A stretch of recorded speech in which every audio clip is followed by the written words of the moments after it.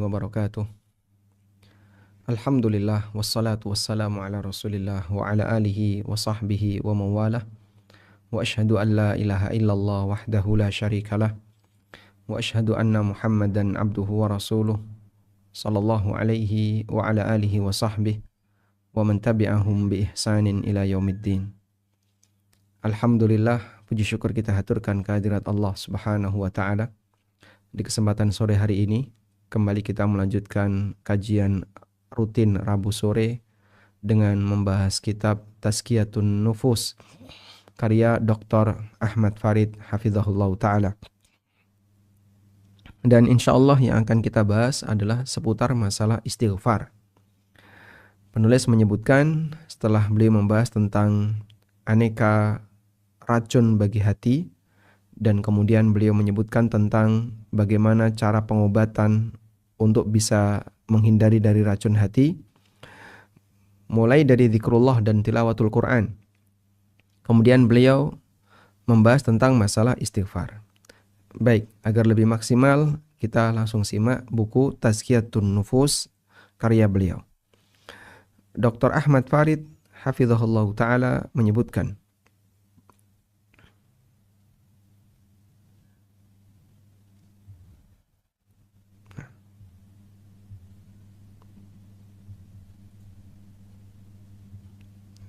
beliau menyebutkan di sini tentang al-istighfar. Qala al-musannif hafizahullah, al-istighfaru wa huwa talabul maghfirah. Istighfar secara makna bahasa artinya adalah memohon pertolongan. Wal maghfiratu hiya wiqayatu syarridz dzunub ma'a sitriha. Bentuk maghfirah adalah berlindung dari dampak buruk dosa ma'a sitriha, di samping juga ditutupi dosa itu, sehingga tidak dipermalukan, tidak ditampakkan, dan seterusnya. Wa qad kathura dzikrul istighfari fil Qur'ani, dan ada banyak sekali penyebutan istighfar dalam Al-Qur'an. Fataratan yu'maru bihi, ada yang bentuknya perintah dan ada yang bentuknya pujian bagi orang yang rajin istighfar dan yang lainnya. Baik, sekarang kita akan bahas terlebih dahulu pengantar tentang pengertian istighfar. Pengertian istighfar.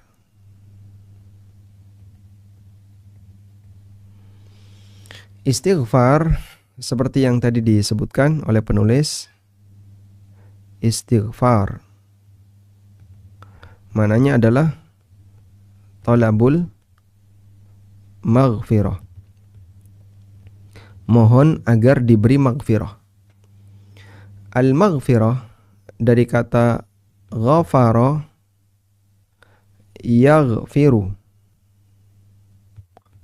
yaghfiru,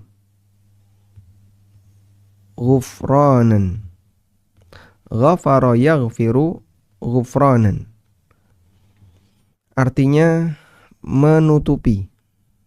Secara makna bahasa, ghafara yaghfiru artinya menutupi.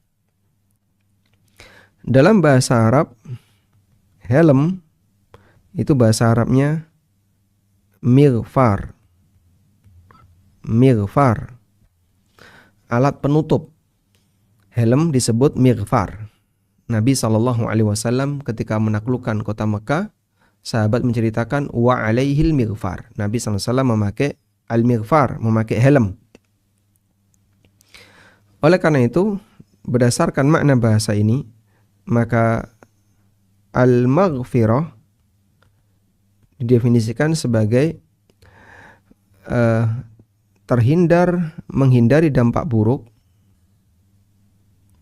menghindari dampak buruk, menghindari dampak buruk dosa. Menghindari dampak buruk dosa itu artinya adalah ampunan, dimaafkan. Tapi tidak hanya itu, plus ditutupi. Ditutupi. Ada as-sitr. Demikianlah definisi dari maghfirah. Maka memohon kepada Allah maghfirah artinya mohon kepada Allah agar dihindarkan dari dampak buruk dosa, dan itu adalah makna dari ampunan. Dosanya sudah ada, tapi dampak buruknya dihilangkan. Maka kita mohon ampunan dalam bentuk dampak dari dosa itu hilang. Ditambah lagi ditutupi oleh Allah Ta'ala. Ditambah lagi dengan as-sitr, sehingga kita tidak dipermalukan dan seterusnya. Dari sinilah kita bisa membedakan antara maghfirah dengan al-afwu. Ada beberapa istilah. Beberapa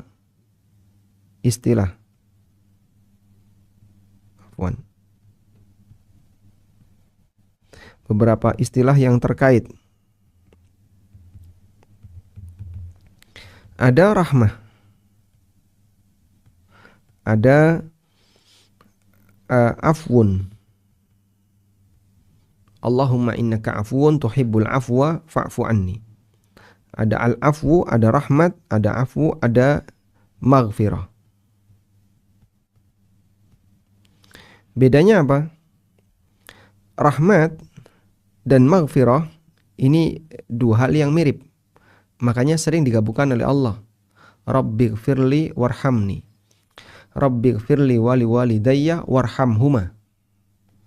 Dan itu merupakan doa yang diucapkan oleh Nabi Nuh alaihissalam. Apabila rahmat dan maghfirah ini digabungkan, maka maknanya adalah rahmat itu ampunan untuk dosa mendatang. Sedangkan maghfirah adalah ampunan untuk dosa yang lalu. Lalu afu adalah ampunan tanpa tuntutan. Kita banyak berbuat salah kepada Allah Ta'ala, dan kita sangat butuh rahmat Allah, kita butuh afu dari Allah, kita butuh maghfirah dari Allah. Maka seorang hamba sudah selayaknya banyak mohon kepada Allah rahmatnya, banyak memohon kepada Allah maghfirah dan afu. Kita dianjurkan untuk memperbanyak mengucapkan Allahumma innaka afuwun tuhibbul afwa fa'fu anni, Allahumma gfirli warhamni, dan seterusnya. Baik. Selanjutnya, kata istighfar. Istighfar redaksinya adalah kalimat astaghfirullah. Redaksi dari kalimat istighfar adalah astaghfirullah. Astaghfirullah. Di sini posisi kata Allah sebagai objek. Aku mohon ampun kepada Allah. Baik. Kalau untuk diri kita sendiri, maka kita mengucapkan astaghfirullah. Tapi kalau untuk orang lain atau untuk dosa kita, kita bisa tambahkan astaghfirullah li titik-titik. Astaghfirullah li titik-titik. Astaghfirullah, Allahumma astaghfir li abi. Istaghfara, kita minta kepada Allah, Allahumma astaghfir li abi. Sebagaimana doanya Nabi Ibrahim alaihissalam, sa'astaghfiru laka rabbi. Aku akan mohonkan ampunan untukmu wahai Bapakku kepada Allah. Ini kalau ditambahi dengan objek yang lain, yaitu sasaran yang kita mohonkan ampunan kepada Allah Subhanahu wa taala. Misalnya untuk bapak kita. Allahumma astaghfir li abi, ya Allah ampunilah bapakku. Atau Allahumma gfirli wali abi, ya Allah ampunilah aku dan bapakku. Selanjutnya, para nabi diperintahkan untuk istighfar. Termasuk Nabi Muhammad SAW. Termasuk Nabi Muhammad SAW. Kita menghafal surat Idza Jaa Nasrullahi wal Fath. Di situ ada lafaz Fasabbih bihamdi rabbika wastaghfirhu innahu kana tawwaba. Sucikanlah dengan memuji nama Rabbmu, wastaghfirhu, dan mintalah ampunan kepadanya. Innahu kana tawwaba, sungguhnya dia zat yang maha penerima tobat. Nabi Muhammad SAW juga diperintahkan oleh Allah Ta'ala, fa'lam annahu la ilaha illallah wastaghfir li dzambik. Di surat Muhammad ayat 19. Fa'lam annahu la ilaha illallah wastaghfir li dzambik. Ketahuilah bahwasanya tidak ada Tuhan yang berhak disembah kecuali Allah, dan mintalah ampunan untuk dosa-dosamu. Sehingga semua nabi diperintahkan oleh Allah untuk istighfar. Di antara dalilnya adalah surat Muhammad ayat 19 dan surat An-Nasr, idza jaa nasrullahi wal fath, dan juga surat-surat yang lain. Dan istighfarnya para nabi itu beragam. Istighfarnya Nabi Adam alaihissalam, beliau mohon kepada Allah Subhanahu wa taala ampunan, Rabbana zalamna anfusana wa illam taghfir lana wa tarhamna lanakunanna minal khasirin. Kemudian demikian pula Nabi Yunus alaihissalam, beliau mohon ampun kepada Allah ketika beliau berada di dalam perut ikan. Dan demikian pula para nabi yang lain. Nabi Yusuf juga diperintahkan untuk demikian. Maka para nabi diperintahkan untuk istighfar. Baik, kemudian di surat Muhammad ayat 19 secara khusus, di situ disebutkan bahwa Nabi Sallallahu alaihi wasallam diperintahkan untuk istighfar terhadap dosa beliau. Kita lihat teks ayatnya. Fa'lam annahu la ilaha illallah wastaghfir li dzambik. Ketahuilah bahwasanya tidak ada Tuhan yang berhak disembah kecuali Allah, dan mintalah ampunan untuk dosa-dosamu. Kalimat wastaghfir li dzambik menunjukkan bahwasanya Nabi Muhammad SAW juga punya dosa, namun dosa yang sesuai dengan posisi beliau. Itulah posisi dosa di mana beliau tidak dilindungi oleh Allah, yaitu dosa kecil. Karena Rasulullah SAW tidak maksum dari semua dosa, sebagaimana nabi-nabi sebelumnya tidak maksum dari semua dosa. Nabi Adam disebutkan dalam Al-Quran, fa'asa Adamu rabbahu faghawa. Adam durhaka kepada Rabbnya, asa. Adam durhaka kepada Rabbnya, faghawa, dan dia melakukan penyimpangan. Musa alaihissalatu wassalam juga pernah melakukan kesalahan di mana beliau membuang kitab Taurat yang itu isinya adalah hudan wa rahmah, isinya adalah petunjuk dan rahmat bagi kaum mukminin. Maka keberadaan nabi yang mereka melakukan kesalahan itu bukan hal yang aneh, karena mereka tidak maksum dari posisi dosa kecil atau dosa yang tidak disengaja. Tayyib. Allah perintahkan kepada Nabi kita SAW wastaghfir li dzambik, menunjukkan bahwasanya beliau juga punya dosa. Dan Nabi SAW dalam prakteknya beliau banyak mohon ampun kepada Allah.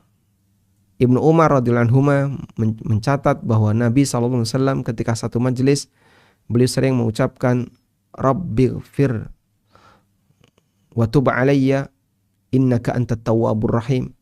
Ya Allah, ampunilah aku, wa tub alayya, dan terimalah taubatku. Innaka antat tawwabur rahim. Sesungguhnya engkau zat yang maha menerima taubat dan maha penyayang. Dan Nabi SAW ketika rukuk dan sujud sering membaca Subhanakallahumma rabbana wa bihamdika Allahumma gfirli. Kata Aisyah, ya ta'awwalul Quran. Beliau mohon Allahumma gfirli ketika rukuk dan sujud.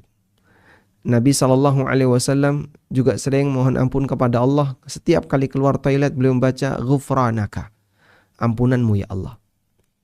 Beliau selesai sholat juga beliau membaca istighfar, sebagaimana yang diceritakan oleh Thauban, karena Nabi SAW idzan sarafa min salatihi qala astaghfirullah astaghfirullah astaghfirullah. Baik, selanjutnya kita akan lihat bagaimana penjelasan yang disampaikan oleh penulis. Dalam Al-Quran Allah banyak sekali menyebutkan tentang istighfar. Ada yang bentuknya perintah, seperti firman Allah, wastaghfirullah innallaha ghafurur rahim. Mintalah ampunan kepada Allah, sungguhnya Allah Maha Pengampun lagi Maha Penyayang. Wa taratan yamdahu ahlahu, dan terkadang Allah berikan pujian bagi orang yang ahli istighfar. Misalnya pujian Allah kepada ahlul jannah wal mustaghfirina bil ashar, orang-orang yang rajin istighfar di waktu sahur. Wa taratan, dan terkadang Allah menyebutkan bahwa Allah mengampuni siapa saja yang minta ampun kepadanya. Seperti firman Allah Ta'ala, wa may ya'mal su'an aw yadhlim nafsahu thumma yastaghfirillah. Barang siapa yang berbuat jahat atau mendolimi dirinya, kemudian dia mohon ampun kepada Allah, yajidillaha ghafurur rahima, maka dia akan menjumpai Allah sebagai zat yang Maha Pengampun lagi Maha Penyayang. Wa katsiran ma yukirnal istighfar bi dzikri taubah, dan katsiran ma yukran al istighfaru bi dzikri taubah, sering sekali istighfar itu digandengkan dengan taubat. Fayakunul istighfaru hina idzin ibaratun an talabil maghfirah bil lisan. Jika istighfar itu digandengkan dengan taubat, maka istighfar dimaknai sebagai mohon ampunan secara lisan. Sedangkan taubat dimaknai meninggalkan dosa baik secara batin maupun anggota badan. Meninggalkan dosa secara batin artinya dia bertekad untuk tidak akan mengulangi. Kalau ada orang yang tidak berbuat dosa tapi masih ada keinginan untuk mengulang. Misalnya ada orang ketika bulan Ramadan dia pakai jilbab. Tapi dalam bayangan dia, nanti kalau Ramadan sudah selesai ini akan saya lepas. Orang ini belum taubat. Buktinya apa? Hatinya belum melepas. Hatinya belum meninggalkan kesalahan itu. Betul saat Ramadan dia tinggalkan. Tapi dia punya rencana pasca Ramadan saya akan mengulang perbuatan ini. Setelah Ramadan jilbab ini akan saya lepas. Setelah Ramadan saya akan kembali ke sini, saya akan melakukan ini. Maka praktek seperti ini menunjukkan bahwa yang bersangkutan belum bertobat kepada Allah. Sehingga di sini kita bisa kasih catatan, istighfar digandengkan dengan taubat. Ketika keduanya digabungkan, maka istighfar adalah permohonan ampunan. Permohonan ampun secara lisan. Sedangkan taubat dipahami sebagai bentuk meninggalkan dosa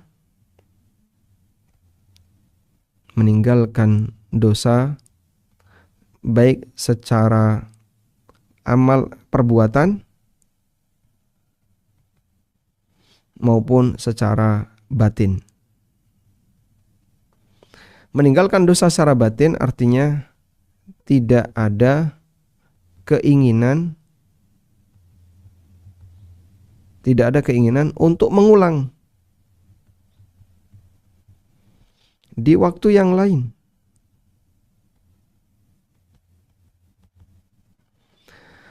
Ada orang misalnya nonton sesuatu yang gak benar, lalu dia tinggalkan saat masuk Ramadan. Tapi dia punya keinginan nanti kalau Ramadan sudah selesai, kita buka lagi saat bulan Syawal. Atau dia punya keinginan untuk melakukan kembali kalau gak kelihatan. Nah, berarti pada posisi ini dia belum meninggalkan dosa itu secara batin, walaupun dia sudah meninggalkan dosa itu secara perbuatan lahiriah. Nah, taubat lebih kepada batin. Karena itu taubat yang disebut dengan taubat nasuha adalah taubat yang dilakukan lahir batin.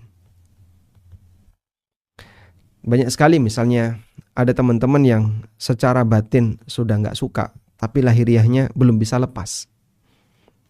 Contohnya apa, Pak? Mereka yang terjerat dalam riba. Saya itu sudah ingin melepaskan diri dari riba, tapi utang saya masih banyak belum lunas. Sehingga dalam posisi itu dia belum bisa melepaskan apa yang menjadi tanggung jawabnya.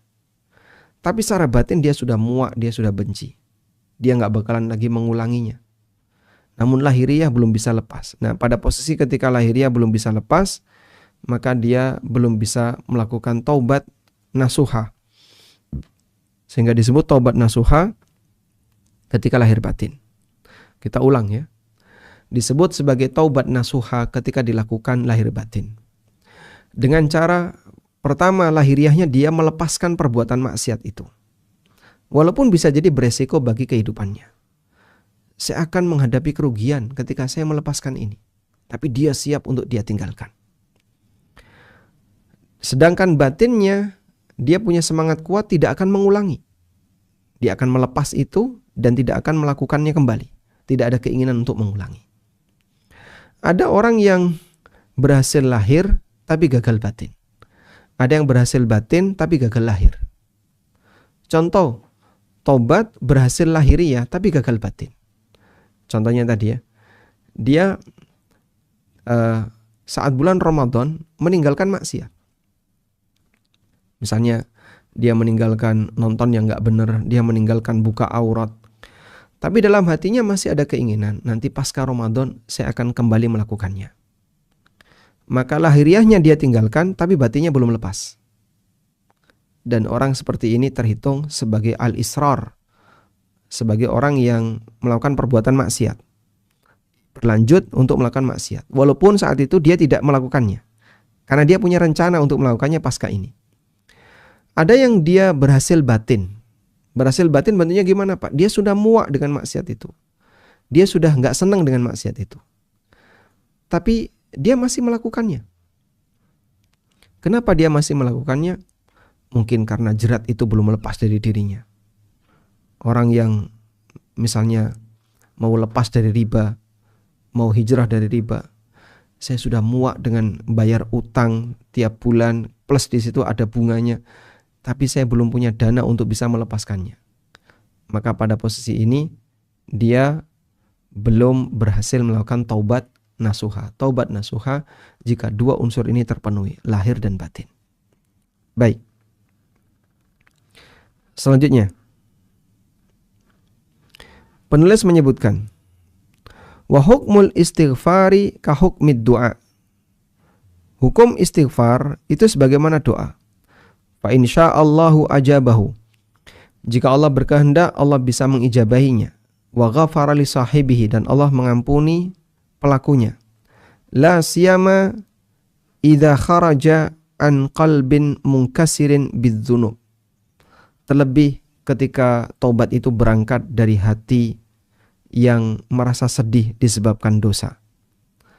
Au sadafa sa'atan min sa'atil ijabah, atau bertepatan dengan waktu ijabah, seperti waktu sahur atau pasca sholat.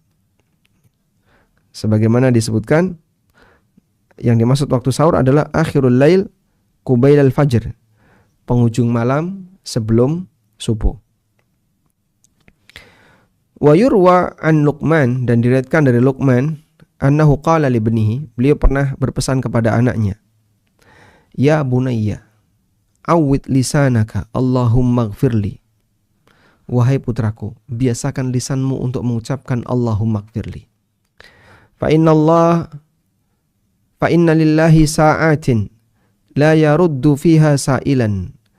Karena Allah memiliki beberapa waktu di mana Allah tidak akan menolak siapapun yang meminta kepadanya. Nah, biar ucapanmu bertepatan dengan waktu itu, maka biasakan lisanmu untuk mengucapkannya. Ini pesan yang disampaikan oleh Luqman kepada putranya. Awwid lisanaka Allahumma gfirli. Biasakan lisanmu untuk mengucapkan Allahumma gfirli. Siapa tahu bertepatan dengan waktu di mana Allah akan mengijabai permohonan hamba. Wa qala Al-Hasan, dan Al-Hasan mengatakan, aktsiru minal istighfari fi buyutikum wa ala mawaidikum wa fi turuqikum wa fi aswaqikum wa fi majalisikum wa aina ma kuntum fa innakum ma tadruna mata tanzilul maghfirah. Perbanyaklah istighfar di rumah kalian, di tempat makan kalian, di jalan-jalan, di pasar, di majelis, dimanapun kalian berada. Karena kalian tidak tahu kapan maghfirah itu turun. Kalian tidak tahu kapan maghfirah itu turun. Maka perbanyaklah istighfar. Semoga dengan banyak mohon istighfar kepada Allah bertepatan dengan waktu maghfirah turun, sehingga Allah Subhanahu wa taala mengampuni dosa-dosa kita. Wa fi sahihil Bukhari, dan disebutkan dalam Sahih Bukhari dari sahabat Abu Hurairah radhiyallahu anhu, Nabi sallallahu alaihi wasallam pernah mengatakan, "Wallahi inni la astaghfirullah wa atubu ilaih." Demi Allah, aku mohon ampun kepada Allah dan bertobat kepadanya. Fil yaumi, dalam sehari, aktsara min sab'ina marratan, lebih dari 70 kali. Saya yakin kita nggak pernah melakukannya, ataupun jarang sekali melakukannya. Nabi SAW beristighfar, padahal beliau seorang Nabi, setiap hari 70 kali. Wa fi sahihain, dan diriwayatkan oleh Bukhari Muslim, juga dari Abu Hurairah radhiyallahu anhu, beliau pernah mendengar Nabi SAW bersabda, "Inna abdan aznaba dzamban." Ada seorang hamba yang berbuat dosa. Faqala, lalu hamba ini mengatakan, "Rabbi aznabtu dzanban faghfirli." Ya Allah, aku telah melakukan perbuatan dosa, maka ampunilah aku. Faqala rabbuhu, lalu Allah Ta'ala berfirman, "A'alima abdi anna lahu rabban yaghfiru dzanba wa ya'khudhu bihi?" Apakah hambaku itu tahu kalau dia itu punya Tuhan yang bisa mengampuni dosa dan menghukum dosa? Ghafartu li abdi, aku ampuni hambaku. Insyaallah. Sehingga saat hambanya itu mohon ampun kepada Allah, Allah Subhanahu wa taala merespon dan mengatakan, "Lihatlah hambaku ini. Dia tahu kalau dia punya Allah yang mengampuni dosa, maka dia mohon ampun kepadaku." Tsumma makatha ma sya'allahu tsumma adnaba dzanban. Kemudian dia setelah itu berinteraksi dengan yang lain sesuai yang Allah kehendaki, lalu dia berbuat dosa lagi. Faqala, kemudian dia berdoa, "Rabbi adnabtu akhar faghfirli." Ya Allah, saya melakukan dosa lagi, maka ampunilah aku. Faqala, kemudian Allah Ta'ala berfirman, "A'alima abdi anna lahu rabban yaghfiru dzanba wa ya'khudhu bi." Hambaku tahu bahasanya dia punya Allah, dia punya Rabb yang mengampuni dosa dan menghukum dosa. Ghafartu li abdi, aku ampuni hambaku. Setelah itu dia dosa lagi, dia mengucapkan yang sama. Setiap kali dia berdosa, dia mengucapkan, "Ya Allah, aku telah berdosa lagi, maka ampunilah aku." Maka Allah Subhanahu wa taala mengatakan, "Lihatlah hambaku, dia tahu kalau dia punya Allah yang mengampuni dosa, maka dia mohon ampun kepada Allah." Ghafartu li abdi thalathan, maka aku ampuni hambaku. Aku ampuni hambaku, diulang sebanyak 3 kali. Falya'lam ma syaa. Falya'mal ma syaa, maka hendaknya dia beramal sesuai yang dia kehendaki. Wa fi riwayatin li Muslimin, dan disebutkan dalam riwayat Muslim, annahu qala fi tsalitsa, Allah berfirman di kali yang ketiga, qad ghafartu falya'mal ma sya'allah. Aku telah ampuni, maka silahkan kau berbuat apa yang kau inginkan. Wal maknanya adalah, madama ala hadhil hal, selama kondisinya semacam ini, kullama adznaba istaghfara, setiap kali dia berdosa, dia mohon ampun. Wadh-dhahir, dan yang dimaksud di sini adalah, yang dimaksud istighfar, al-mukirruna bi'adamil israr, yaitu orang yang sudah punya tekad untuk tidak melanjutkan maksiat. Itulah hakikat dari istighfar. Dia mohon ampun kepada Allah diiringi tekad untuk tidak mengulang maksiat. Qalat Aisyah, kata Aisyah radhiyallahu anha, "Tuba liman wajada fi sahifatihi istighfaran katsira." Beruntunglah bagi orang yang menjumpai di catatan amalnya ada banyak kalimat istighfar. Wabil jumlah fadawa'udz dzunub al-istighfar. Karena kesimpulannya, obat bagi dosa adalah istighfar.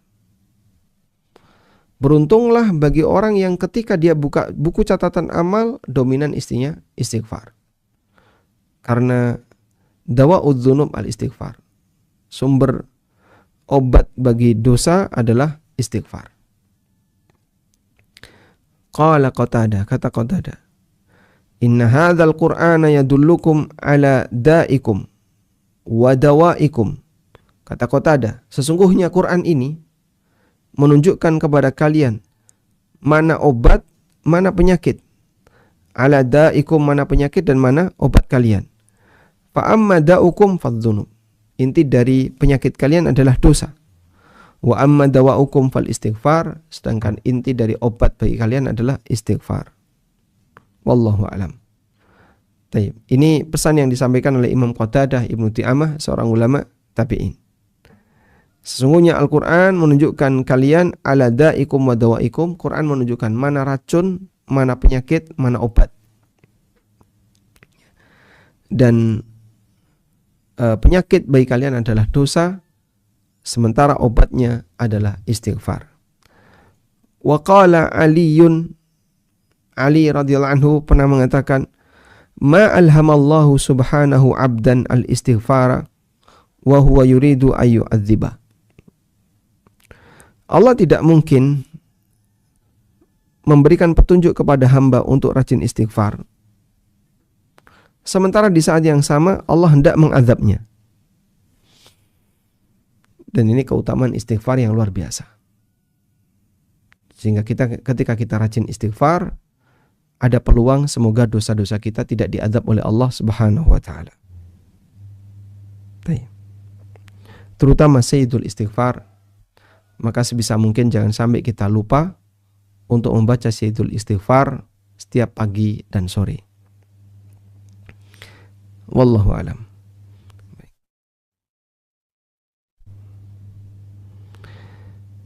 Sampai di sini selesai pembahasan yang ditulis oleh Syekh Ahmad Farid berkaitan dengan masalah istighfar.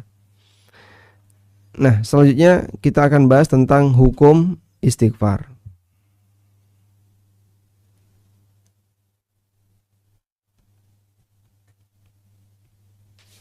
Hukum istighfar. Hukum istighfar, jika bentuknya adalah perbuatan dosa, dari perbuatan dosa, hukumnya wajib. Bentuknya dari perbuatan dosa. Kalau bentuknya dari perbuatan dosa, maka istighfar hukumnya wajib. Karena kita diwajibkan untuk mohon ampun kepada Allah atas perbuatan dosa yang kita lakukan. Baik. Yang kedua, memohonkan ampun untuk orang lain. Memohonkan ampun untuk orang lain.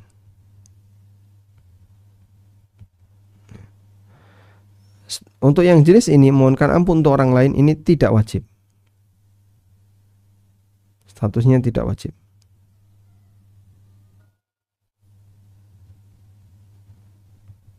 Sehingga kita tidak wajib memohonkan ampun untuk si A, sebagaimana kita tidak wajib memohonkan ampun untuk si B, dan seterusnya. Oleh karena itu, posisi anak Allah jadikan itu sebagai anugerah bagi orang tua.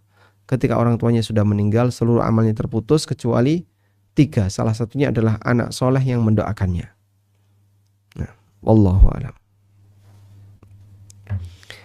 Walhamdulillahirrabbilalamin. Selesai pembahasan tentang istighfar. Baik, kita serahkan dulu kepada moderator. Barangkali ada yang mau dibahas berkaitan dengan istighfar. Nanti setelah itu kita lanjutkan. Jika tidak ada yang mau dibahas, kita lanjut ke materi. Jazakumullah khairan Ustadz atas ilmunya. Boleh membacakan pertanyaan Ustadz yang sudah masuk? Baik, fokus di istighfar ya. Nanti kalau tidak fokus di istighfar, kita tambahkan dulu baru sesi tanya jawab. Baik Ustadz, jazakumullah khairan. Bismillah. Assalamualaikum warahmatullahi wabarakatuh ya Ustadz. Ahsanallahu ilaikum Ustadz. Izin bertanya Ustadz. Ustadz tadi menjelaskan bahwa afu itu adalah afu itu adalah memohon ampun tanpa tuntutan. Mohon maaf Ustadz, kami tidak paham arti tuntutan di sini apa ya Ustadz? Jazakumullah khairan.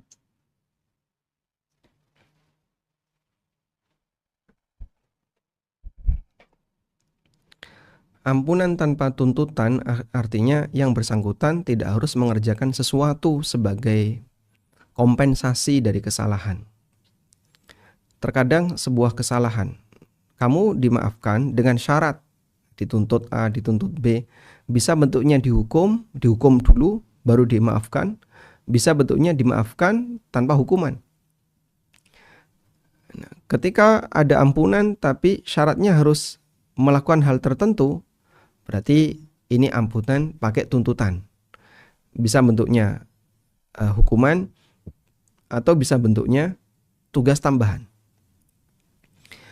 Misalnya ada orang melakukan kesalahan dan di situ ada kafaroh untuk kesalahannya. Maka kesalahan ini baru bisa dimaafkan jika yang bersangkutan melaksanakan kafaroh itu. Misalnya melanggar sumpah, melanggar nadar, terus apa lagi? Dan beberapa kesalahan yang lain yang ada kafarohnya, melakukan hubungan badan siang hari bulan Ramadan. Kesalahan ini baru bisa dimaafkan apabila yang bersangkutan melakukan tugas kafarohnya. Kalau dia nggak mau melakukan kafaroh, ya tidak akan dimaafkan. Karena kafaroh pelanggaran-pelanggaran itu sebagai pengganti, sebagai kompensasi hukuman bagi pelanggaran yang dia lakukan. Wallahu a'lam. Jazakumullah khairan Ustadz atas jawabannya. Pertanyaan berikutnya Ustadz. Bismillah. Assalamualaikum warahmatullahi wabarakatuh ya Ustadz. Waalaikumsalam Assalamualaikum. Izin bertanya Ustadz, apakah doa atau permohonan istighfar untuk orang tua yang sudah meninggal hanya berlaku untuk ayah ibu kandung saja Ustadz? Bagaimana dengan kakek nenek atau kerabat atau mertua Ustadz? Apakah termasuk dalam orang tua Ustadz? Jazakumullah khairan. Apakah permohonan ampunan yang kita sampaikan kepada Allah itu hanya berlaku untuk orang tua, bapak ibu? Apakah juga berlaku bagi kakek nenek? Bagaimana dengan simbah buyut yang jauh di atas kita, termasuk juga paman bibi yang sudah meninggal sebelum kita? Jawabannya tidak terbatas untuk orang tua. Allah Subhanahu wa taala ajarkan wastaghfir lidzambika walil mu'minina wal mu'minat. Mintalah ampunan untuk dosamu untuk mukmin laki dan mukmin perempuan. Dan dalam doa yang diucapkan oleh khatib ketika khutbah, beliau mohon ampun untuk seluruh kaum mukminin laki-laki dan perempuan. Rabbighfir, Allahumma ighfir lil mu'minina wal mu'minat wal muslimina wal muslimat al ahya'i minhum wal amwat. Ya Allah, ampunilah mukmin laki dan perempuan, muslim laki dan perempuan yang masih hidup maupun yang sudah mati. Demikian pula dalam doanya Nabi Nuh, Rabbighfirli wali walidayya waliman dakhala baitiya mu'minan walil mu'minina wal mu'minat. Ya Allah, ampunilah aku dan kedua orang tuaku, serta ampunilah setiap orang yang masuk ke dalam rumahku dalam keadaan beriman. Walil mu'minina wal mu'minat, dan ampunilah orang mukmin laki dan perempuan. Maka ini semua menunjukkan bahwasanya kita bisa memohonkan ampun untuk siapapun yang mukmin, baik punya hubungan kekerabatan maupun tidak. Karena mukmin laki dan perempuan mencakup semuanya, baik yang punya hubungan kekerabatan dengan kita maupun tidak. Bahkan disebutkan dalam hadis yang dinilai hasan oleh sebagian ulama, Nabi SAW pernah bersabda, Man istaghfara lil mu'minina wal mu'minat kutiba lahu bikulli mu'minin wa mu'minatin hasanah. Barang siapa yang memohonkan ampunan untuk mukmin laki dan perempuan, maka dicatat untuknya pahala sejumlah mukmin laki-laki dan perempuan. Padahal jumlahnya tidak ada yang tahu kecuali Allah. Maka saat kita membaca Rabbighfir lil mu'minina wal mu'minat, ya Allah, ampunilah mukmin laki dan perempuan semuanya, maka kita memberikan kebaikan bagi mereka semua, dan Allah memberikan pahala sejumlah kebaikan yang kita berikan kepada mereka semuanya. Berapa jumlah orang mukmin? Tidak ada yang tahu kecuali Allah. Demikian pula yang kita baca saat sholat. Assalamu alaina wa ala ibadillahi salihin. Keselamatan untuk kami dan untuk seluruh hamba Allah yang soleh, di langit maupun di bumi. Siapa yang mengucapkan ini berarti dia menyampaikan salam kepada seluruh hamba Allah yang baik, yang soleh di langit maupun di bumi, baik di kalangan para nabi, para malaikat yang ada di langit, maupun orang-orang beriman di sekitarnya. Demikianlah orang yang sholat. Dia banyak memberikan jasa kepada mukmin yang lain. Wallahu a'lam. Jazakumullah khairan Ustadz atas jawabannya. Pertanyaan berikutnya Ustadz. Bismillah, Assalamualaikum warahmatullahi wabarakatuh ya Ustadz. Waalaikumsalam Assalamualaikum. warahmatullahi wabarakatuh. Tadi Ustadz mengatakan bahwa Rasulullah SAW beristighfar itu 70 kali sehari. Apakah ini dengan istighfar dengan tafakur atau zikir saja Ustadz? Apakah dengan kita istighfar sambil beraktivitas yang lebih dari 70 kali sehari itu sama dengan yang dimaksud seperti istighfarnya Rasulullah SAW? Jazakumullah khairan. Kita pahami bahwa istighfarnya Nabi SAW itu adalah istighfar yang paling sempurna. Karena ibadah beliau melebihi ibadah seluruh umatnya. Sehingga sholat beliau melebihi sholatnya seluruh umat. Demikian pula aktivitas dzikir beliau. Maka kalau manusia biasa bisa istighfar sambil tafakkur, tentu Rasulullah SAW lebih bisa daripada kita. Sehingga ketika Anda bertanya apakah istighfarnya Nabi SAW diiringi tafakkur, bagaimana mungkin istighfar beliau hanya sebatas ucapan lisan? Sementara beliau adalah imam dalam masalah kesempurnaan amal. Maka istighfarnya Nabi SAW itu istighfar puncak ideal. Sehingga kita diperintahkan untuk ngikutin beliau dari sisi lahiriah dan juga batin. Karena Nabi SAW ketika beribadah itu lahir batin. Istighfar Nabi SAW tentu saja diiringi dengan perenungan. Bukan sebatas membasahi lisan, tapi tidak masuk ke hati. Karena amalan Nabi SAW adalah panutan bagi yang lain. Wallahu a'lam. Jazakumullah khairan Ustadz atas jawabannya. Pertanyaan berikutnya Ustadz. Assalamualaikum warahmatullahi wabarakatuh ya Ustadz. Waalaikumsalam warahmatullahi wabarakatuh. Selalu mendapatkan perlindungan dari Allah Subhanahu wa taala. Amin walakum bimithlin. Izin bertanya Ustadz, bagaimana caranya menghilangkan penyesalan karena terlalu banyak dosa, kemudian setelah istighfar itu masih merasa bersalah Ustadz. Jazakumullah khairan. Jika kita serius bahwa apa yang kita alami itu adalah permohonan ampun kepada Allah, maka kita akan tidak pernah berhenti untuk merasa bersalah. Karena kita tahu posisi kita ini banyak sekali kesalahannya. Selesai berdosa, kita berdosa lagi. Selesai berdosa lagi, dan demikian seterusnya. Oleh karena itu, selalu merasa takut kepada Allah, kemudian selalu merasa dihantui dengan kesalahan. Ini hal yang baik selama tidak menyebabkan putus asa. Tapi kalau sampai menyebabkan putus asa, banyak contoh praktek putus asa di lapangan di masa sekarang. Misalnya orang diberitahu, ayo sholat, saya itu banyak dosa, saya gak pantas untuk sholat, saya masih jahat, tak perbaiki dulu akhlak saya itu sudah merasa terlalu jauh dari Allah, coba saya belajar dulu untuk mendekat.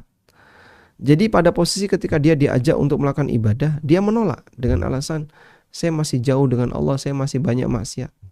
Ayo pakai jilbab. Kayaknya saya belum pantas pakai jilbab, dosa saya masih banyak. Itu contoh orang yang putus asa dari rahmat Allah. Justru ketika dosamu banyak, kau merasa dosamu banyak, segera tobat. Dan bagian dari bentuk tobat itu adalah kau pakai jilbab.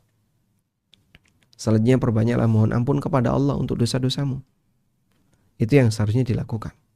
Tapi kadang ada sebagian orang yang dia saat mohon ampun kepada Allah Subhanahu wa taala, saat dia merasa ingin bertobat kepada Allah, dia justru tertahan karena tadi merasa kotor, merasa belum benar, merasa belum baik, sehingga tidak mau untuk beristighfar kepada Allah Subhanahu wa taala.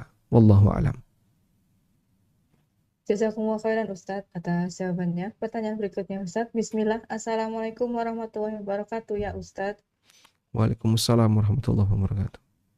Ahsanallahu ilaikum ya Ustadz. Jika di kamar mandi, kemudian ingat bahwa dia telah melaksanakan keburukan sebelumnya, apakah boleh langsung istighfar ya Ustadz? Karena biasanya kalau keluar kamar mandi itu sudah lupa Ustadz. Jazakumullah khairan. Ya, kalau keburukannya dilakukan sebelum masuk kamar mandi, maka dia bisa istighfar di luar kamar mandi. Kalaupun lupa gimana? Ya nanti bisa dibaca saat ingat. Tapi kalau keburukannya terjadi di dalam kamar mandi, maka istighfarnya boleh dibatin. Ya. Misalnya di kamar mandi dia melakukan suatu kesalahan, menyentuh kemaluan dengan tangan kanan, itu kan kesalahan ya. Kemudian dia sadar, oh saya salah ya. Astagfirullah, astagfirullahnya dibatin karena dia sedang berada di kamar mandi. Wallahu alam. Jazakumullah khairan Ustadz atas jawabannya. Pertanyaan berikutnya Ustadz. Bismillah.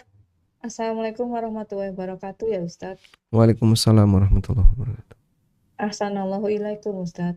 Ustadz, jika sudah bertekad untuk meninggalkan dosa secara batin, kemudian suatu saat tergoda lagi Ustadz, apakah hal demikian itu tanda taubatnya tidak diterima ya Ustadz? Jazakumullah khairan.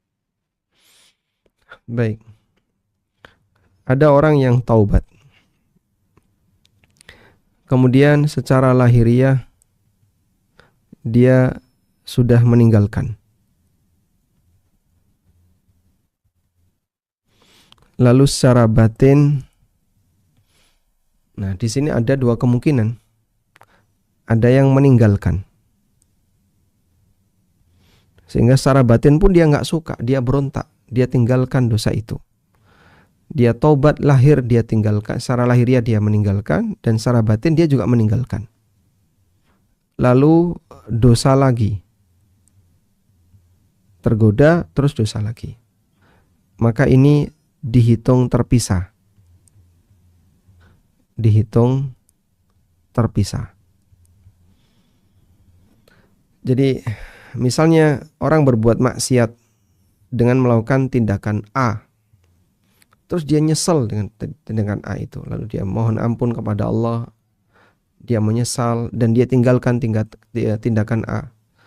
Setelah sekian bulan dia mengulangi tindakan A itu lagi, maka apa yang dia lakukan itu dihitung dosa terpisah dengan yang pertama. Nah, berbeda ketika posisi batin ini belum meninggalkan. Bagaimana posisi batin itu belum meninggalkan? Masih ada rencana. Masih ada rencana untuk melakukan kembali jika ada kesempatan. Untuk kembali berdosa, masih ada rencana untuk kembali berdosa jika ada kesempatan. Jika seperti ini kondisinya, maka hakikatnya dia belum bertobat.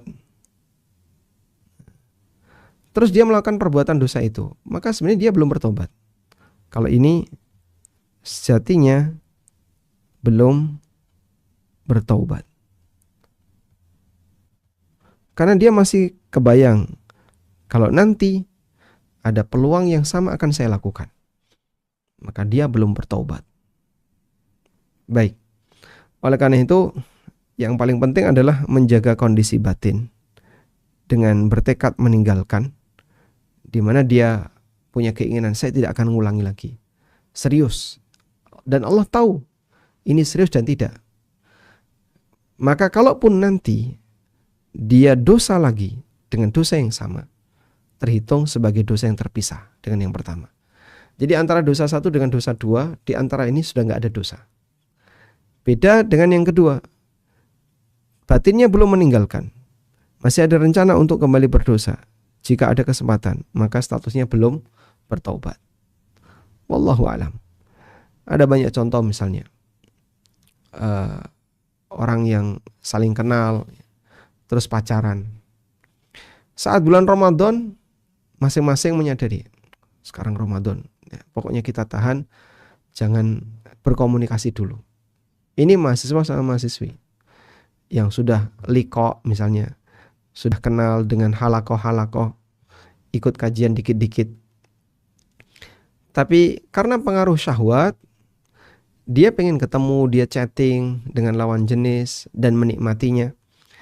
Maka pada posisi ini dia melakukan perbuatan maksiat. Saat Ramadan berhenti, masing-masing fokus tadarus. Pasca Ramadan mungkin keinginan itu masih muncul ketika Ramadan belum putus. Kemudian pasca Ramadan dilanjutkan lagi. Maka yang terjadi di situ adalah dia sebenarnya belum bertaubat. Buktinya hatinya belum melepaskan. Wallahu a'lam.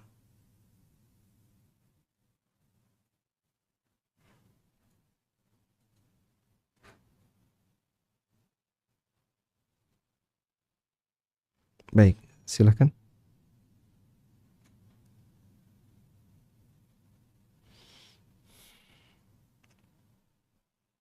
Jazakumullah khairan. Jazakumullah khairan Ustadz atas jawabannya. Alhamdulillah sudah selesai yang berkaitan dengan istighfar Ustadz. Baik, sekarang kita sambung ke materi berikutnya.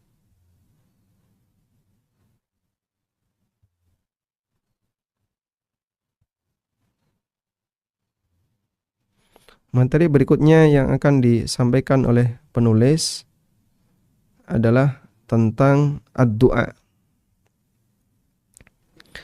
Penulis menyebutkan, qala Allah Ta'ala, Allah Ta'ala berfirman, ud'uni astajib lakum. Fa'amarana Allah Azza wa Jalla bid-du'a wa wa'adana bil ijabah.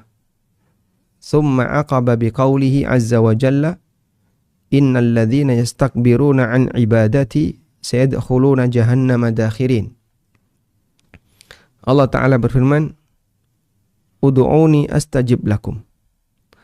Berdoalah kepadaku, aku akan ijabai permohonan kalian. Allah perintahkan kepada kita untuk berdoa dan Allah menjanjikan adanya ijabah. Setelah itu Allah iringi dengan firman-Nya, innal ladzina yastakbiruna an ibadati, sesungguhnya orang yang bersikap sombong sehingga tidak mau beribadah kepadaku, sayadkhuluna jahannama dakhirin, mereka akan masuk ke dalam jahannam dalam kondisi terhina. Fasubhanallahil azim, Maha suci Allah yang maha agung, dzil karamil fayyad wal judil mutatabi, yang memiliki kemurahan yang berlimpah dan kemurahan yang berturut-turut.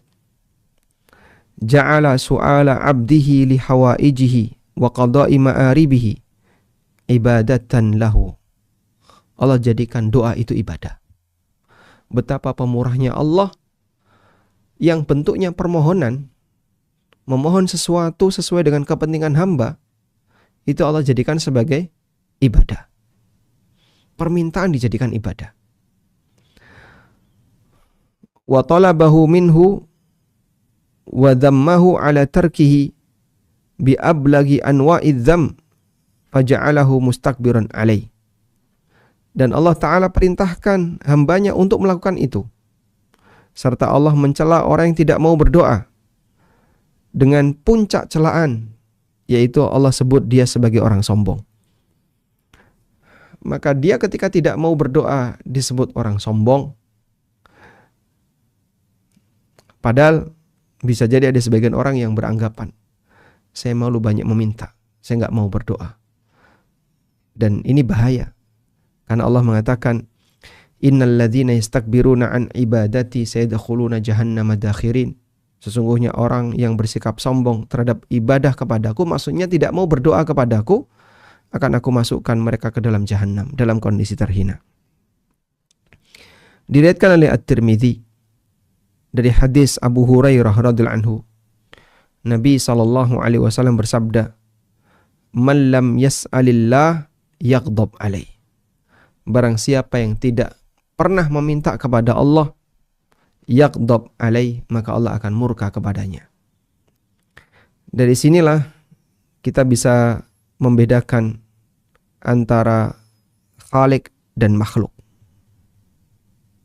Kita bisa membedakan antara khalik dan makhluk. Khalik itu kalau dimintai doa, khalik ridho. Makhluk kalau sering diminta, dia murka. Ketika tidak diminta, maka khalik murka, makhluk ridho. Wal khaliku idza lam yus'al yaghdab, wal makhluku idza su'ila yaghdab. Allah kalau tidak diminta, Allah murka. Makhluk kalau sering diminta, dia emosi, dia marah. Ada orang yang sering datang ke kita, minta. Maka mungkin lama-lama kita akan bosan, terus kita emosi, minta terus. Sana kerja misalnya. Itulah makhluk. Tapi di depan Khalik, kita layak banyak mohon kepadanya. Sebagai bentuk pengakuan kalau kita ini fakir di hadapannya. Sehingga rajin berdoa adalah bukti bahwa hamba mengakui dirinya fakir di hadapan Allah. Rajin berdoa berarti hamba mengakui bahwa dirinya sangat fakir di hadapan Allah. Allah mengatakan, ya ayuhan nas, antumul fuqara'u ilallah. Wahai manusia, sesungguhnya kalian semua itu fakir di hadapan Allah. Setinggi apapun jabatan manusia, sebanyak apapun kekayaannya, manusia itu fakir di hadapan Allah Subhanahu wa ta'ala. Karena itu kita disyariatkan untuk rajin berdoa kepada Allah, banyak mohon kepada Allah sebagai bukti pengakuan diri kita sebagai makhluk yang lemah, yang fakir di hadapan Allah Subhanahu wa ta'ala. Sehingga inilah bentuk al-khudu' wat tadhallul. Inilah bentuk khudu' wat tadhallul, menghinakan diri di hadapan Allah. Menghinakan diri di hadapan Allah. Dan menghinakan diri di hadapan Allah itu inti ibadah. Sebagaimana yang kita kenal, inti dari ibadah adalah al-khudu' wa tadhallul. Oleh karena itu Nabi SAW menyatakan dalam sebuah hadis yang sahih, beliau mengatakan ad-du'a'u huwal ibadah. Doa itulah ibadah yang sejatinya. Hakikat dari ibadah adalah doa.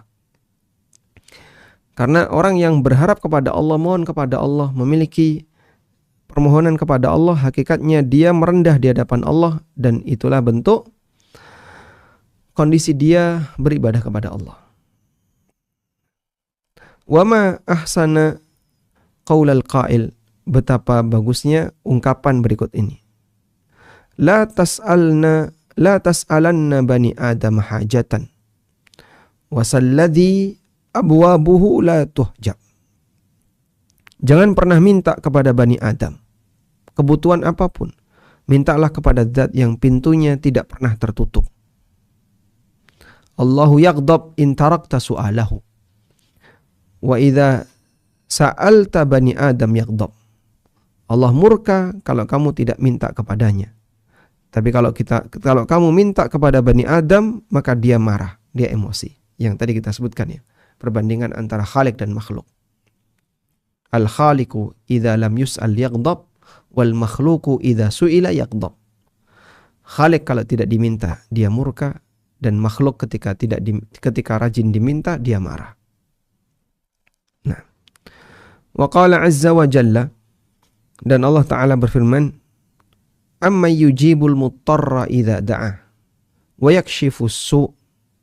Siapakah yang akan mengijabai orang yang dalam kondisi terdesak, idza da'ahu, ketika dia berdoa kepadanya, Wa yakshifus su', dan siapa yang bisa menyingkap dari kesulitan yang dialami oleh hamba. A ilahum ma'allah, adakah Tuhan yang berat disembah kecuali Allah?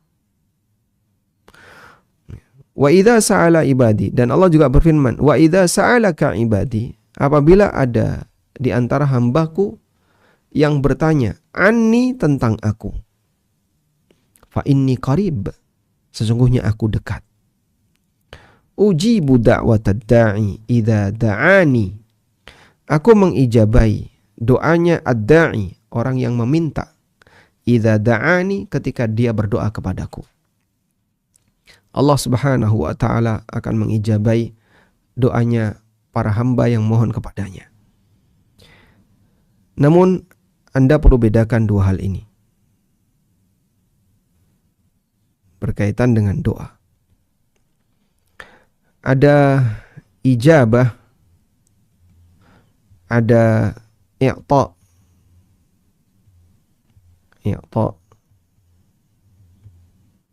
Ada ijabah dan ada i'ta. Baik. Ijabah itu beda dengan i'ta. Ijabah itu bahasa lainnya respon. I'ta berarti memberi. Memberi sesuai yang diminta. Merespon apa yang diminta. Dua hal yang berbeda. Memberi ini sesuai yang diminta. Sedangkan respon ini belum tentu sesuai yang diminta. Sehingga merespon bisa jadi memberi yang lebih baik. Oleh karena itu, Nabi SAW pernah menyebutkan bahwa ketika seorang hamba berdoa kepada Allah, maka Allah Subhanahu wa ta'ala akan wujudkan menjadi tiga hal, salah satu dari tiga hal. Bisa Allah berikan sesuai yang dia minta, atau Allah Subhanahu wa ta'ala selamatkan dia dari mara bahaya yang senilai dengan apa yang dia minta, atau yang ketiga, Allah simpan sebagai pahala di akhirat. Maka para sahabat kemudian mengatakan, idzan nuksir ya Rasulullah, kalau begitu kita perbanyak berdoa ya Rasulullah. Lalu Nabi SAW mengatakan, Allahu aktsar, Allah lebih banyak mengabulkan doa. Allahu aktsar.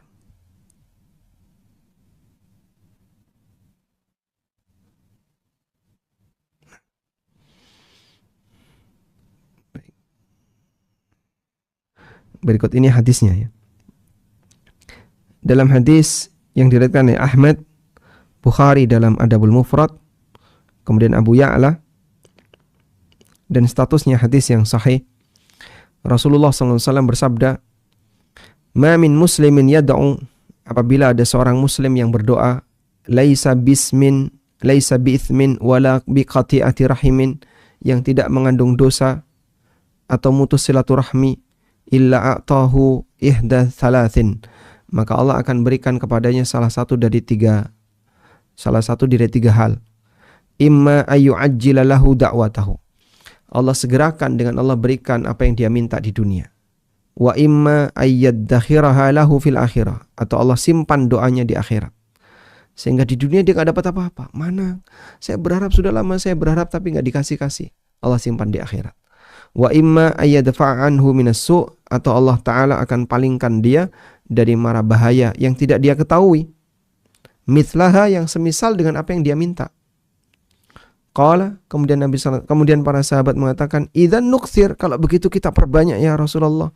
Qala, jawab Nabi SAW, Allahu aktsar, Allah lebih banyak. Apa yang dimaksud Allah lebih banyak? Di sini ada fatwa yang disampaikan oleh Syekh bin Baz. Allahu aktsar yakni aktsaru ijabatan wa aktsaru khairan minka ayyuhal abd.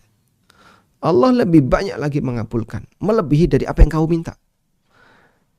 Dan lebih banyak kebaikannya dibandingkan apa yang kau minta. Aktsaru ijabatan wa aktsaru khairan. lebih banyak mengabulkan dan lebih banyak kebaikannya. Baik. Dan ini menunjukkan keutamaan doa. Karena itulah dalam berdoa mohon dipahami tidak semuanya diwujudkan sesuai yang diminta. Dalam berdoa tidak ada ruginya. Tidak ada ruginya. Walaupun peluangnya kecil. Walaupun peluang untuk dikabulkan kecil.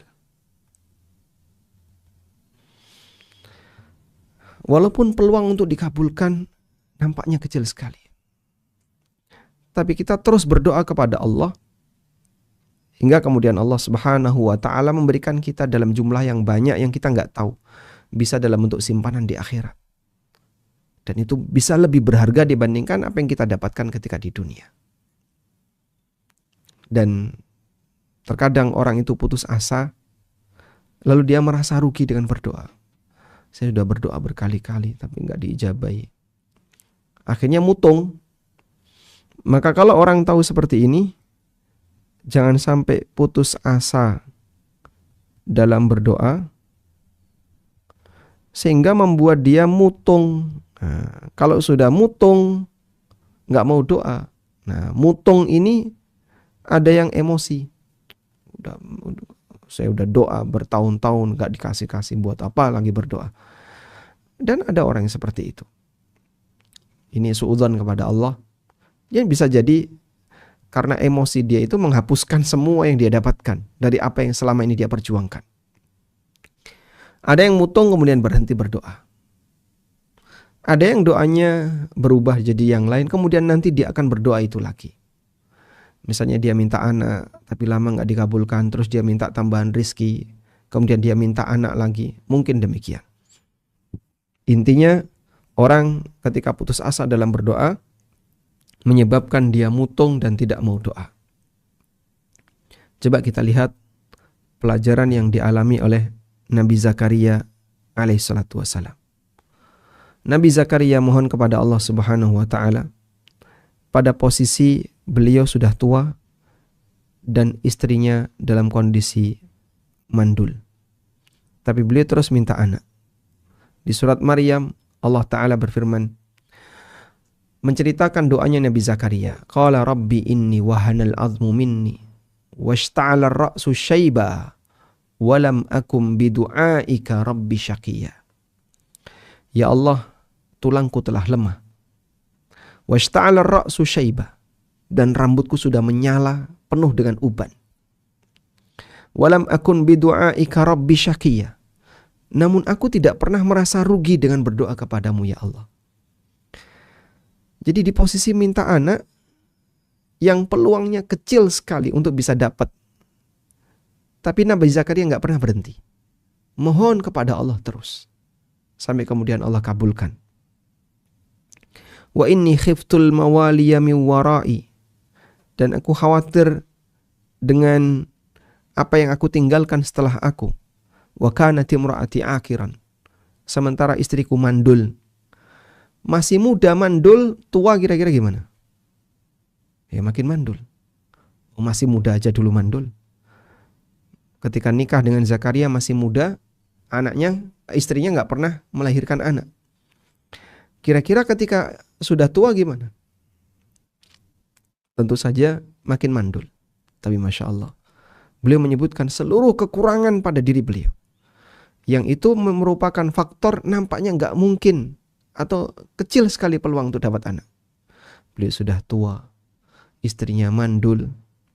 Beliau khawatir dengan kondisi nanti ketika ditinggalkan.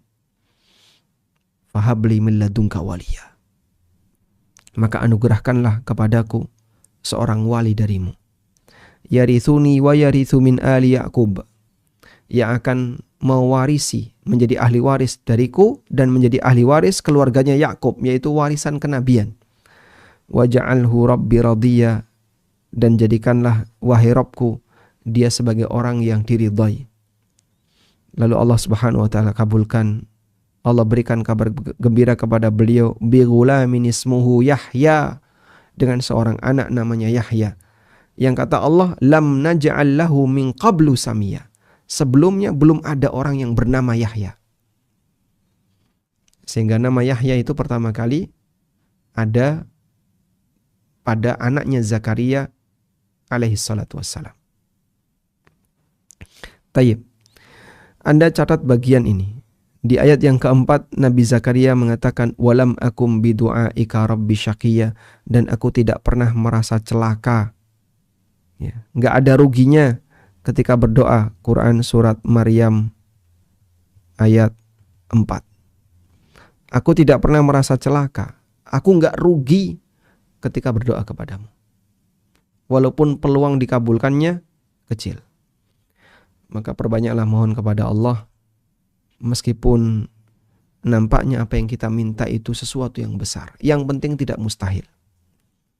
Sehingga berkaitan dengan konten doa, pertama, doa yang isinya kemungkinan kecil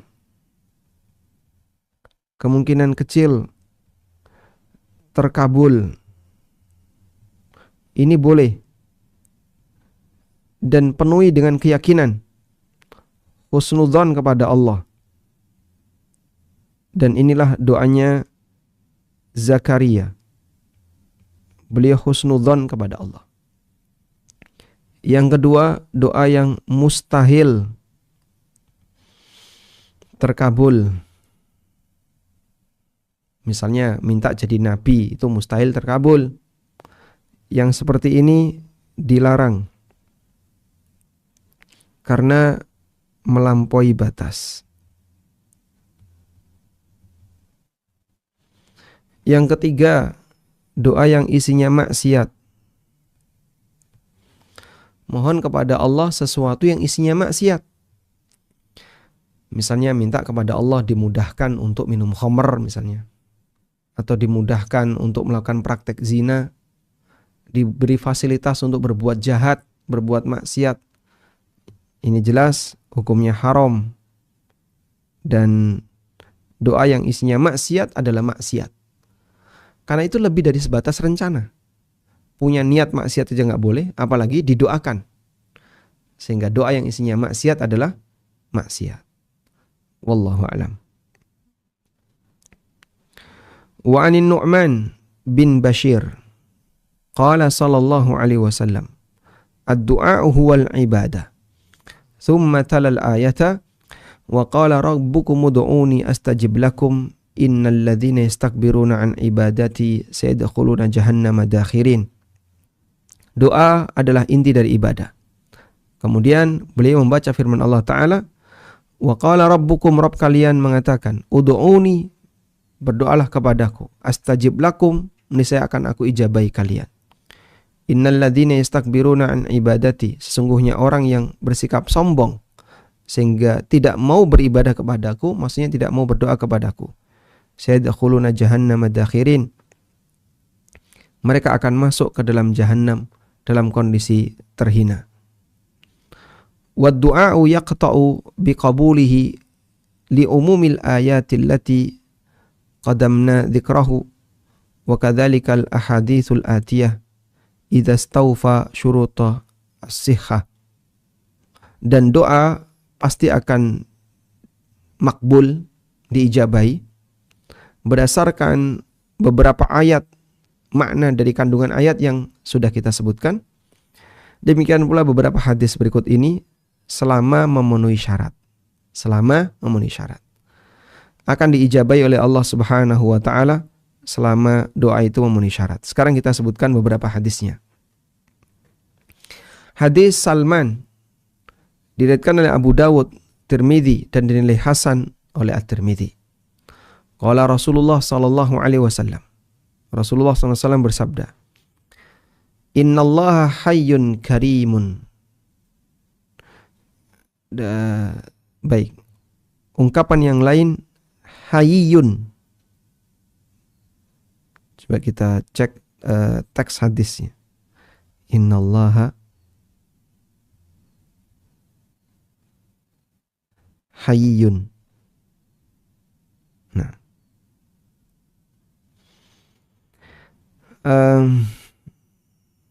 jadi kalimatnya innallaha hayyun, bukan hayyun ya, tapi hayyun. Hayyun artinya maha malu. Innallaha hayyun karim. Sesungguhnya Allah zat yang maha pemalu lagi mulia. Yastahyi, Allah malu. Idza rafa'a ar-rajulu yadahi. Ketika ada orang yang mengangkat kedua tangannya. Ayaruddahuma sifran khaibatain. Kemudian Allah biarkan dia, Allah tolak tangannya dalam kondisi kosong. Dalam kondisi kosong tanpa isi, tanpa makna. Nah, Nabi SAW menyebutkan ini. Betapa dia adalah zat yang maha pemurah. Zat yang maha pemurah, maha kaya, diminta, terus gak ngasih. Dia malu. Dia malu kepada hamba ketika sang hamba itu berdoa kepada Allah, mengangkat tangannya, meminta kepada zat yang maha pemurah. Zat yang maha pemurah, lagi maha kaya. Kalaupun memberi kekayaannya tidak berkurang sama sekali, lalu ketika hamba ini minta, Allah gak ngasih sama sekali, Allah malu. Taib. Tapi kenapa Pak? Banyak orang yang testimoninya berdoa selama bertahun-tahun gak dikasih. Dia gak punya anak, dia minta anak gak dikasih. Atau anaknya kurang terus dia minta tambahan anak gak dikasih. Ada yang minta jodoh, ada yang minta kelapangan rizki tapi gak dikasih. Ada yang minta sembuh gak dikasih. Catatannya karena tadi, tidak semuanya diwujudkan sesuai yang diinginkan. Ada yang Allah simpan, ada yang Allah selamatkan dari mara bahaya, dan Allah wujudkan dalam bentuk yang lain. Karena yang terbaik itu tidak selalu seperti yang diminta. Allah tahu yang terbaik bagi hambanya, sehingga Allah kasih yang terbaik untuknya. Wa hadithu Anasin anhu sallallahu alaihi wasallam annahu qala, juga hadis Anas dari Nabi sallallahu alaihi wasallam, beliau bersabda, la ta'jizu fid du'a fa innahu la yahlika ma'ad du'ai ahadun. Janganlah kalian lemah ketika berdoa. Kalau berdoa yang serius, jangan melempem. Karena tidak ada orang yang binasa gara-gara doa. Gara-gara dia berdoa kemudian dia binasa. Minta sesuatu gak dikasih, apakah binasa? Tidak. Beda kalau permohonannya salah ya. Bisa jadi ada orang yang binasa karena doa, itu karena permohonannya yang salah.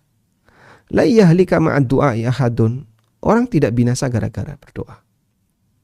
Dinilai sahih oleh Ibnu Hibban, Al-Hakim, dan Ad-Diya. Ya. Namun hadis ini dinilai dhaif. Kata Al-Hafidh dalam Al-Lisan, dinilai sahih oleh Al-Hakim, fatasahala fi dzalika, dan dia terlalu bermudah-mudah untuk menilai sahih. Nampaknya isyarat hadis ini dhaif. Sehingga yang lebih tepat hadis ini dhaif.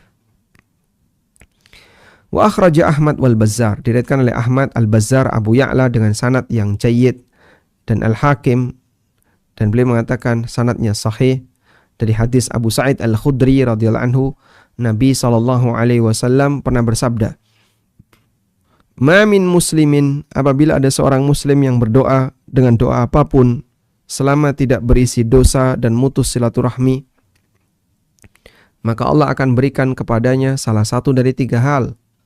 Yang pertama, Allah segerakan sesuai yang dia minta. Minta A dikasih A. Yang kedua, Allah simpan besok di akhirat. Atau yang ketiga, Allah akan palingkan dari potensi bahaya yang semisal dengan apa yang dia minta. Misalnya minta kaya, minta harta. Allah simpangkan dia dari mara bahaya. Andai kan itu terjadi, akan menghilangkan senilai harta yang dia minta. Baik, dari situlah kita tidak akan pernah kita tidak akan pernah rugi ketika kita berdoa kepada Allah Subhanahu wa taala. Wa an Umar bin Al-Khattab, dan dari Umar bin Al-Khattab radhiyallahu anhu, beliau pernah mengatakan, inni la ahmilu hammal ijabah walakin ahmilu hammad du'a faman ulhilmad du'a fa innal ijabata ma'ah. Yang jadi yang penting bagiku itu bukan dikabulkannya doa, tapi yang penting bagiku adalah ketika orang itu diilhami untuk banyak berdoa. Fa innal ijabata ma'ahu, berarti ijabah membersamainya. Tayyib. Coba kita bandingkan ini. Si A dan si B. Sama-sama apa misalnya? Tidak punya anak. Sama-sama tidak punya anak. Ya. Lalu si A berdoa. Si B berdoa. Si A berdoa sampai di sini, dia dikasih anak. Setelah kurang lebih misalnya 5 tahun. Di titik ini dia diberi anak. Begitu dia diberi anak, berhenti dia berdoa. Si B berdoa. Berdoa gak ada ujung. Sampai 10 tahun si B belum dikasih anak. Anda bisa lihat berapa lama si B dapat pahala doa. Sepanjang dia berdoa. Maka saat dia berdoa gak dikasih, dia berdoa lagi. Sepanjang itu dia dapat pahala doa. Di rentang ini, sepanjang inilah dia dapat pahala doa. Sepanjang ini dia dapat pahala doa. Jadi ketika dia berdoa terus, maka pada posisi itu dia dapat pahala terus dari doa itu. Maka apa yang Anda tidak punya, yang ingin diminta kepada Allah, terus minta. Tapi enggak mustajab Pak, terus minta. Itulah yang akan menjadi motivasi bagi Anda untuk berdoa. Minta ini. Terutama yang Anda belum punya. Anda merasa saya masih pengen ini, atau Anda pengen tambahan lebih banyak lagi. Misalnya tambahan ilmu. Saya udah lama belajar nggak ngerti ini gimana. Terus minta kepada Allah. Semoga Allah Subhanahu wa taala kabulkan doa kita, karena nggak ada ruginya ketika kita banyak berdoa kepadanya. Wassallallahu ala nabiyyina Muhammadin wa ala alihi wa sahbihi wasallam. Wa akhiru da'wana alhamdulillahi rabbil alamin. Mengenai pertanyaan dan masalah doa, insyaallah akan kita bahas di pertemuan berikutnya.